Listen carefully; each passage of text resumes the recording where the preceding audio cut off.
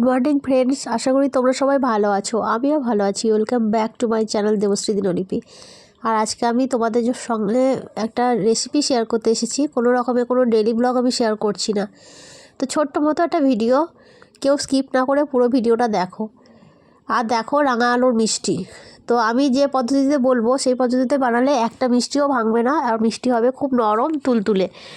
তো আগের দিন দেখেছিলে যে রাঙা আলুগুলো আমার বর নিয়ে এসেছে, তো সেদিন থেকে পড়েই ছিল, বানানো আর হয়নি। তো তোমাদের কাছে বলেছিলাম যদি কেউ জানতে চাও তো কমেন্ট করো। তো প্রিয়াঙ্কা কমেন্ট করেছিল, প্রিয়াঙ্কা বুনু আমার কাছে জানতে চেয়েছে রেসিপিটা। তো দেখো এখানে 500 মতো রাঙা আলু আছে। তো আলুগুলোকে দেখো আমি এখন ভালো মতো করে কেটে নিয়েছি। ছোট ছোট করে কেটেছি এই কারণেই, কারণ আলুটা খুব তাড়াতাড়ি ভালোভাবে সিদ্ধ হয়ে যাবে, মাখতে সুবিধে হবে। তো সেজন্য দেখো আলুগুলোকে আমি একদম ছোট ছোট টুকরো করে কেটে নিয়েছি। আর এই রেসিপিটা আমি শিখেছিলাম আমি আমার মায়ের কাছ থেকে, এবং আমার শাশুড়ি মাকেও বানাতে দেখি।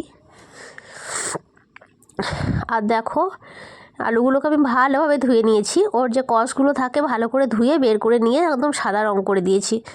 আর এগুলোকে এখন আমি প্রেসার কুকারে ভরে, বেশি নয় মাত্র একটা সিটি মারবো।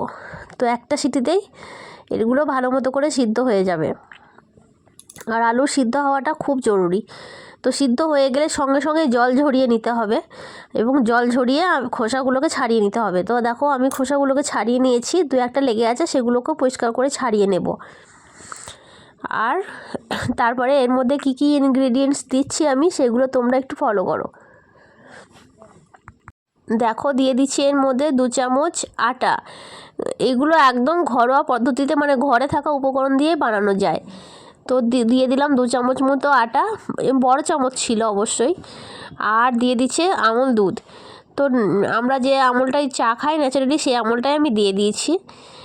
তো তোমরা চাইলে এখানে মানে অন্য গুঁড়ো দুধও ব্যবহার করতে পারো। আর দিয়ে দিচ্ছি পরিমাণ মতো খাবারের সোডা।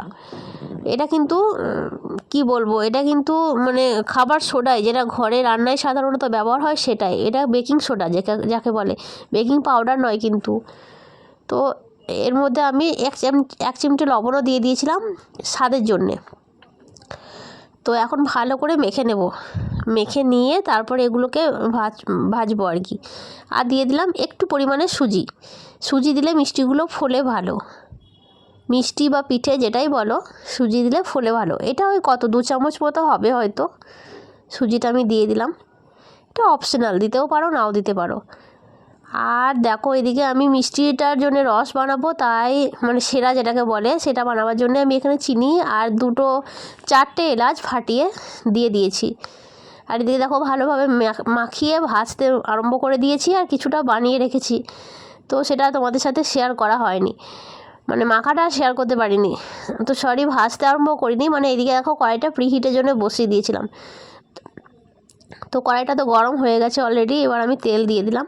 এখানে আমি সর্ষের তেল ব্যবহার করলাম এই কারণেই, কারণ মাদেরকে দেখেছি সর্ষের তেলেই বানাতে, কিন্তু এটা তোমরা রিফাইন্ড অয়েলেও বানাতে পারো। তো আমার যেহেতু বাপের বাড়ি থেকে অনেকটাই আমি সর্ষের তেল এনেছিলাম, কারণ আমার বাবার জমিতে অনেকটাই সর্ষে হয়েছিল। তো ঘরের তেল এটা, মানে ঘরের ঘানির তেল যাকে বলে। তো সেই জন্য এখন আমি রিফাইন্ড অয়েলে রান্নাটা কমই করছি, সর্ষের তেলেই রান্নাটা করছি। আর তেলটা ভালো মতো গরম হয়ে এসেছে, মানে তেলটাকে একদম খুব গরম করবে তা নয়, মানে জাস্ট গরম হবে সেই মুহূর্তে মিষ্টিগুলোকে দিয়ে দেবে। আর দেওয়ার সঙ্গে সঙ্গে যেন নাড়বে না, তাহলে কিন্তু এগুলো ভেঙে যাওয়ার চান্স থাকতে পারে। আর আমি এই মুহূর্তে আঁচটা কেমন রেখেছি সেটাও আমি তোমাদের দেখিয়ে দিচ্ছি একটু। তো দেখো আমার প্রচুর পরিমাণে ঠান্ডা লেগেছে, তো কথা বলতে কষ্টই হচ্ছে, মানে প্রচুর পরিমাণে কাশি হচ্ছে।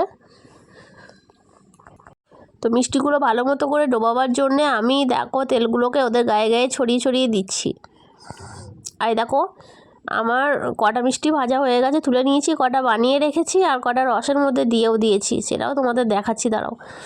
আর কি বলো তো, মিষ্টিগুলো খুব সুন্দর ফুলেছে, মানে তেলে দেওয়া মাত্রই ভীষণ সুন্দরভাবে ফুলেছে। আর দেখো একদম মৃদু আঁচ, মানে একদম সেমি করে দিয়ে আঁচটা তারপর মিষ্টিগুলো ভাজছি। আর দেখো এখানে দেখো কয়েকটা রসে ফেলে দিয়েছি। আর খুব গরম অবস্থায় দিয়ে দেবে না, হ্যাঁ, রসটা যখন ঠান্ডা হবে আর মিষ্টিগুলো যখন অল্প উষ্ণ গরম থাকবে তখন দেবে, তাহলে ভালো মতোভাবে রসটা নেবে। তো বন্ধুরা, আজকে ভিডিওটা যদি ভালো লাগে তো লাইক কমেন্ট শেয়ার করে দিও। আর নতুন বন্ধু যারা দেখছো আমার চ্যানেলে ভিডিওটা ভালো লাগে যদি, তাহলে চ্যানেলটা সাবস্ক্রাইব করে পাশে থাকার অনুরোধ জানালাম। তো দেখো মিষ্টিগুলো একটাও আমার ভাঙেনি, কত সুন্দর হয়েছে আর খুব সুন্দর রসে পড়ে কত সুন্দর ফুলে উঠেছে দেখো। তো বন্ধুরা, আজকের মতো টাটা, দেখা হবে তোমাদের সাথে আবার নেক্সট কোনো ভিডিওতে। তো সবাই ততক্ষণের জন্য ভালো থেকো, সুস্থ থেকো।